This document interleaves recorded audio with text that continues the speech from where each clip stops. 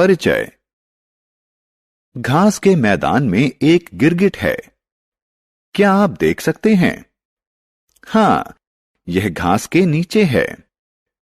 यह परभक्षियों से बचने के लिए अपने परिवेश के अनुकूल अपना रंग बदल लेता है। इनके अस्तित्व के लिए जरूरी है कि ये अपने को अपने परिवेश के अनुकूल बनाएं। यह अनुकूलन जंतुओं और पौधों को उनके विशिष्ट आवास में जीवित रहने और विकसित होने में सहायक होता है।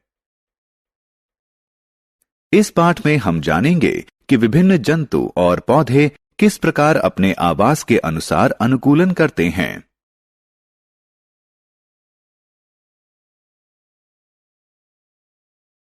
उद्देश्य। इस पाठ के अंत में आप निम्न करने में सक्षम हो जाएंगे।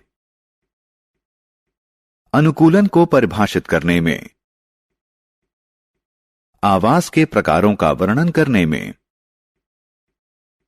विभिन्न मरुस्थलीय जंतुओं और पौधों में पाए जाने वाले अनुकूलनों के बारे में बताने में, विभिन्न जलीय जंतुओं और पौधों में पाए जाने वाले अनुकूलनों के बारे में बताने में।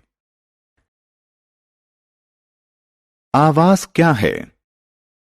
हम सभी जानते हैं कि प्रत्येक सजीव को ऐसे स्थान की आवश्यकता होती है जहां वो अपनी बुनियादी दैनिक जरूरतों जैसे आहार, जल और आश्रय को पूरा कर सके।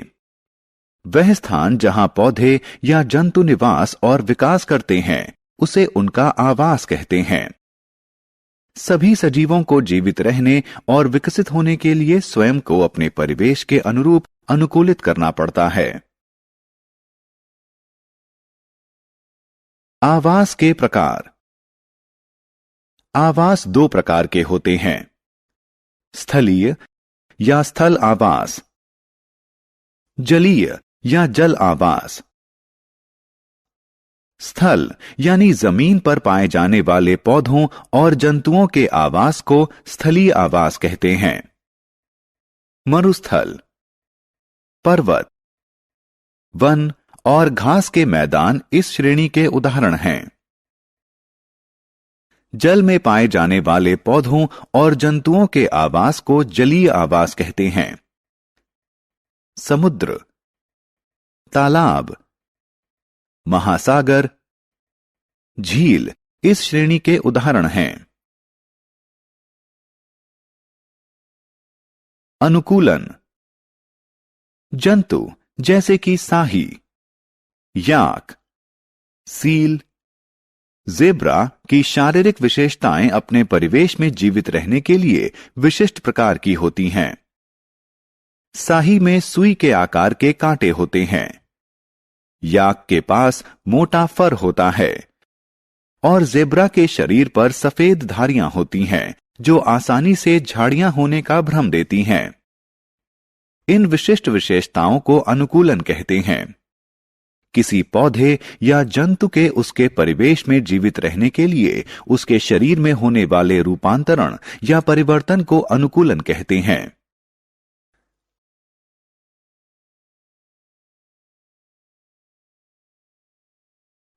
मरुस्थल का अन्वेषण। छात्रों, क्या आप जानते थे कि सहारा का मरुस्थल संसार का सबसे बड़ा मरुस्थल है? यह अफ्रीका में है। मरुस्थलों में शुष्क होने का विशेष गुण होता है। वे वाष्पीकरण की उच्च दर और सीमित वर्षा के कारण शुष्क और गर्म होते हैं। मरुस्थल में रहने वाले जंतु और पौधों में इन कठिन परिस्थितियों में जीवित रहने के अनुकूल विशेषताएं होती हैं। ऊंट में ऐसे कई अनुकूलन हैं जो मरुस्थलीय आवास के लिए सबसे उपयुक्त होते हैं।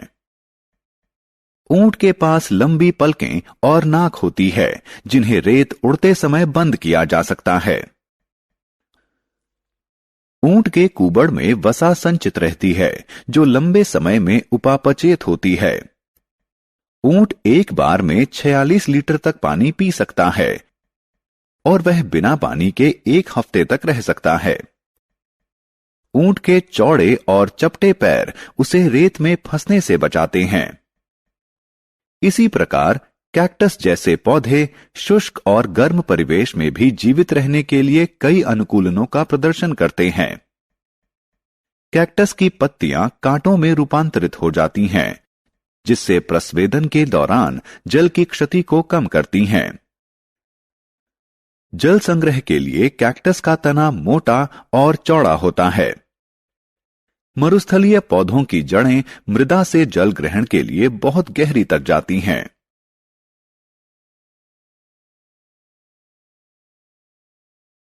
पर्वतों की खोज। छात्रों, क्या आपने कभी सोचा था कि पर्वतीय क्षेत्रों के वृक्ष घास के मैदानों या वनों के वृक्षों से भिन्न क्यों होते हैं? पहाड़ी क्षेत्र के पौधों में कठिन जलवायु जैसे शीत, गर्म या तेज पवन के अनुरूप विशेष अनुकूलन होता है। पहाड़ी पौधे छोटे और सदाबहार होते हैं। पत्तियां शंकु आकार और मोम से ढकी मोटी होती हैं, जो हिम और वर्षा जल को नीचे गिर जाने देती हैं। शाखाएं तियर्क और जड़ें अच्छी तरह विकसित होती हैं। पहाड़ों पर रहने वाले जंतु भी अपने ठंडे परिवेश में रहने के अनुरूप अनुकूलन प्रदर्शित करते हैं। उदाहरण के लिए याक और पहाड़ी बकरियां ऊंचे पर्वतों पर रहने के अनुकूल होती हैं। जंतुओं की त्वचा मोटी और फरदार होती है, जो उनके शरीर को बर्फीली और ठंडी जलवायु में गर्म रखती हैं।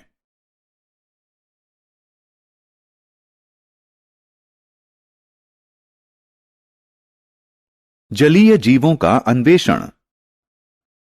जलीय जीवों में विशेष गुण और अनुकूलन होते हैं, जो उन्हें जलीय आवासों में रहने और जीने में सहायता करते हैं।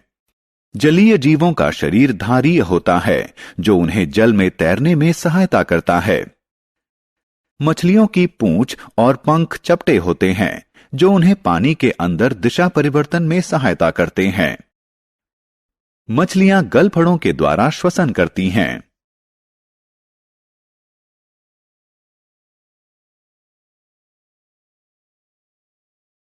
जलीय पादपों का अन्वेषण।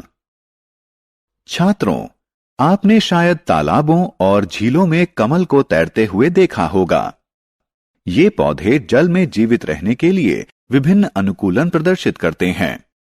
कमल का तना लंबा और खोखला होता है, जो पौधे को तालाब की तली से जोड़ता है। जड़ें छोटी होती हैं।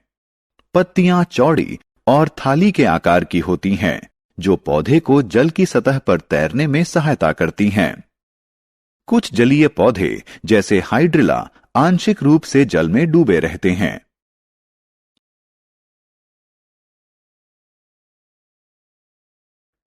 मेंढकों में अनुकूलन। मेंढक उभयचर होते हैं। वे जल और स्थल दोनों में रह सकते हैं, इसलिए उनमें जल और स्थल दोनों में रहने के अनुकूल विशेषताएं विकसित हो गई हैं। मेंढक के पास लंबा, मजबूत और जालीदार पिछला पंजा होता है, जो उसे फुदकने और तैरने में सहायता करता है। शीत ऋतु में मेंढक शीत निद्रा में चले जाते हैं।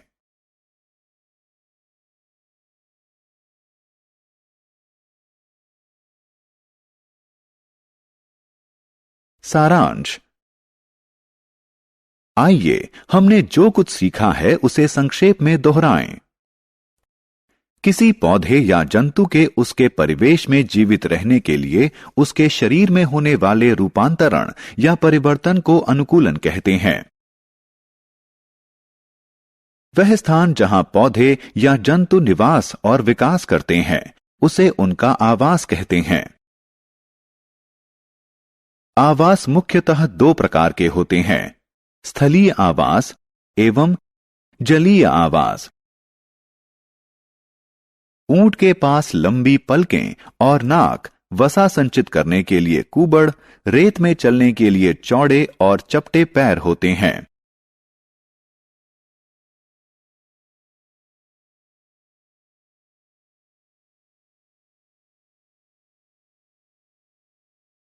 कैक्टस में कांटेदार पत्तियां, जल संचय के लिए मोटा और गूदेदार तना और जल ग्रहण करने के लिए मृदा में गहरे धंसी लंबी जड़ें होती हैं। पहाड़ी पौधे छोटे और सदाबहार होते हैं। उनकी पत्तियां शंकु आकार और मोम से ढकी मोटी होती हैं। शाखाएं तियर्क और जड़ें अच्छी तरह विकसित होती हैं। पहाड़ों पर पाए जाने वाले जंतुओं के पास मोटी त्वचा और फर होता है।